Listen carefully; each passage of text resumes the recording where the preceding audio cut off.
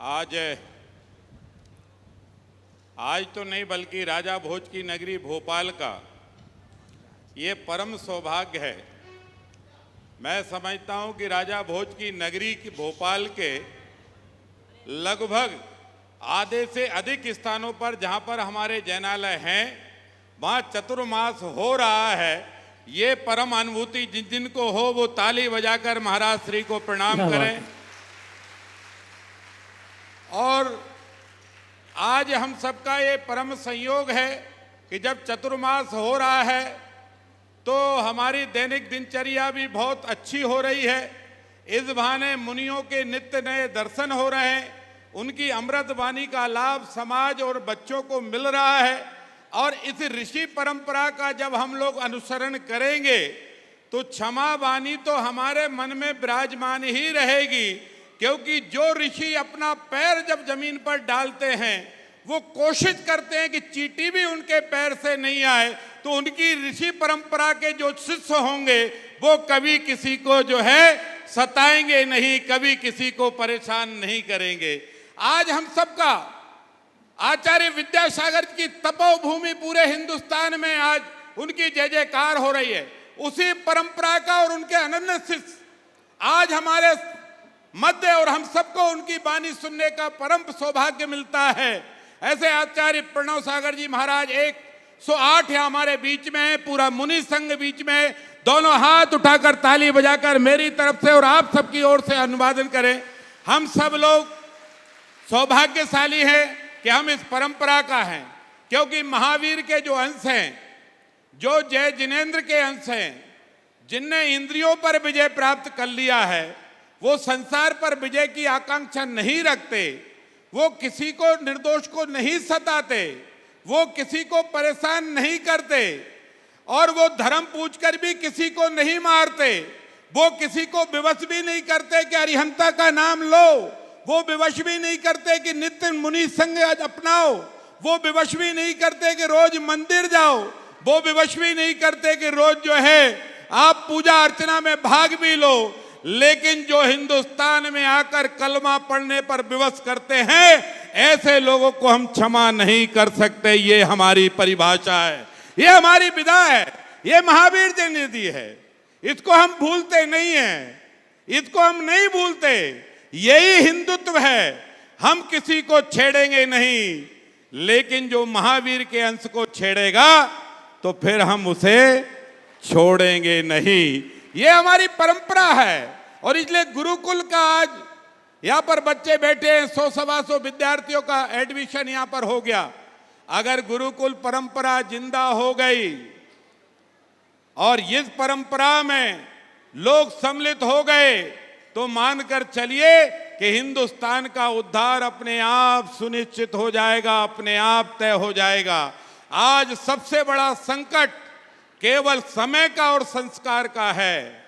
हमारे पास समय नहीं है परिवारों के पास, और समय नहीं होने के कारण उनसे संस्कार बच्चों को नहीं दिए जा रहे।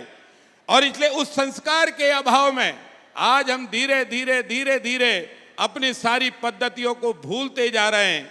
हम हमारी ऋषि परंपराओं को भूलते जा रहे हैं, हम हमारी आचार्य परंपराओं को भूलते जा रहे हैं। कल मैं एक वीडियो सुन रहा था, उस पर आया कि एक आचार्य किसी के घर, एक सन्यासी किसी के घर गए तो वो पड़ोस उनने बोला कि महाराज जी आज रुकिए, आप मेरे यहाँ भोजन कर लीजिए। उनके यहाँ रुके, वो भोजन कर लिए, लेकिन वो बच्चे का रूम था, उसमें नोट बिखरे पड़े थे। तो आचार्य जी ने उन नोटों को धीरे धीरे उठाकर संभाल कर जो वहाँ पर रामायण या वेद पढ़ रखी होगी उसके अंदर वो नोट रख दिए। और वो आचार्य जी उसमें नोट रखकर दूसरे दिन विदा हो गए और चले गए।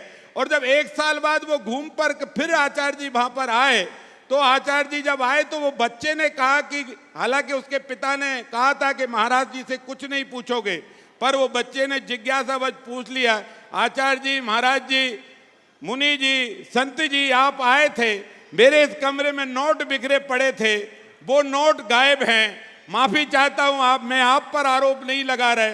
तो आचार्य जी के आंख से आंसू आ गए, संत के आंख से आंसू आ गए, और आंसू आए तो पूरा परिवार दुखी हो गया और वो साष्टांग होकर पैरों में लेट गया और चाहता है महाराज जी माफी चाहते हैं, अबोध बच्चे ने गलत शब्द बोलकर, अबोध बच्चे ने आपको आहत किया, हम माफी चाहते हैं। उनने कहा कि मैं बच्चे से आहत नहीं हूं, मैं पूरे परिवार की कार्य प्रणाली से आहत हूं।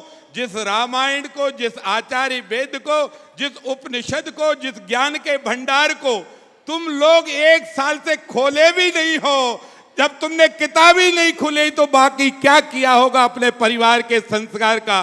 तो आज हमारा और आपका सारा जिंदगी टेलीविजन पर निर्भर है। मैं तो धन्यवाद देता हूं कि कम से कम किसी न किसी चैनल के माध्यम से हमारे आचार्यों के, हमारे वेदों के, पुराणों का ज्ञान देने वालों की वाणी सुनने को मिल रही है। और इनकी वाणी मिलती है 15 से 20 मिनट और बाकी की वाणी मिलती है, तो उसमें सास का क्या होगा, माताजी बहू का क्या होगा, ये तो भक्ति ही बताएगा। लेकिन सास बहू के चक्कर में हिंदुस्तान परेशान है और इसलिए इस हिंदुस्तान को बचाना है तो जिस तरह माता जी ने अभी ने अपने वाणी से कहा है, सृष्टि को बचाना है तो माँ के कुख को बचाना पड़ेगा, माँ के संस्कार को बचाना पड़ेगा। और वही समाज जिंदा रहेगा जिसके अंदर संस्कार जिंदा रहेंगे। और मैं जैन समाज को बहुत बधाई, शुभकामनाएं देता हूं कि कम से कम आज भी इस परंपरा का निर्वाह करते हो।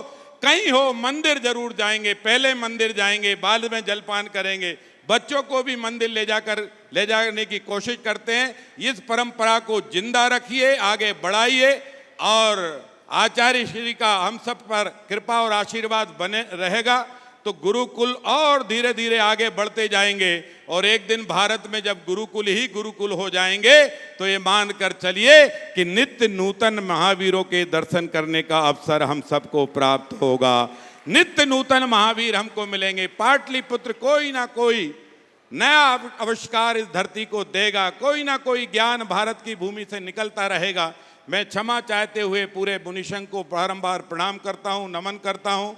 और मैं भी वाणी से, मन से, वचन से, कर्म से, व्यवहार से, हालांकि हम लोगों का सुबह से हम काम ही थोड़ा ऐसा होता है, कभी किसी को मुस्कुराते हैं, कभी किसी को घूरते हैं और कभी किसी को डांट भी देते हैं। लेकिन ये एक अच्छी परंपरा है कि कम से कम इस निमित्त जिसके भी मन को हमारे वाक्य से, हमारे शब्दों से, हमारे व्यवहार से ठेस पहुंची हो तो मैं पूरे मुनि संघ के साथ पूरे समाज से हाथ जोड़कर प्रार्थना करता हूं कि मुझे क्षमा करें। और ऐसी परमात्मा से प्रार्थना करता हूं कि वो हमको सद्बुद्धि दे। मुनि जी की कृपा भी हम सब पर, आचार्य वरों की कृपा भी हम सब पर ऐसी बनी रहे कि हम सत मार्ग पर चलते रहें, उनका आशीर्वाद लेते रहें। हम किसी को दुखी ना करें, लेकिन जो हिंदुस्तान को दुखी करे उसका इलाज जरूर कर दें। इतना आशीर्वाद हम सबको दीजिए। बताओ इसके लिए तो तैयार हो? अरे दोनों हाथ उठाकर बोलो, तैयार हो ना? हम किसी को दुखी नहीं करेंगे, लेकिन कोई हिंदुस्तान को दुखी करेगा तो हम उसको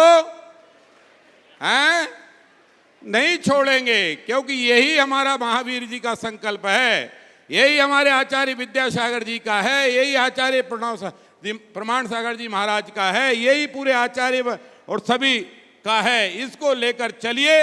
ये जन्मभूमि रहेगी, ये हिंदुस्तान रहेगा तो नित्य नूतन महावीर के दर्शन का केंद्र रहेगा। जिस दिन हिंदुस्तान चला जाएगा उस दिन ये मान कर चलना, राम, कृष्ण, महावीर, गौतम बुद्ध, गुरु नानक सब कुछ चला जाएगा, कुछ नहीं मिलेगा। यही वो धरा है जिस पर भगवान भी पैदा होने के लिए बारंबार उत्सुक रहते हैं।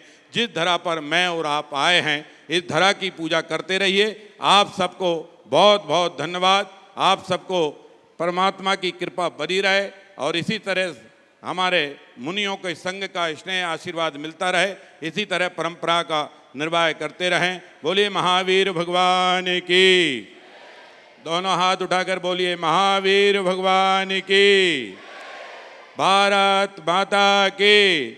और सभी को हाथ जोड़कर पूरे संगत के साथ मुनियों के चरणों में नमन करते हुए, प्रणाम करते हुए, भूल चूक हो गई हो तो माफ़ी चाहता हूँ। बहुत बहुत धन्यवाद।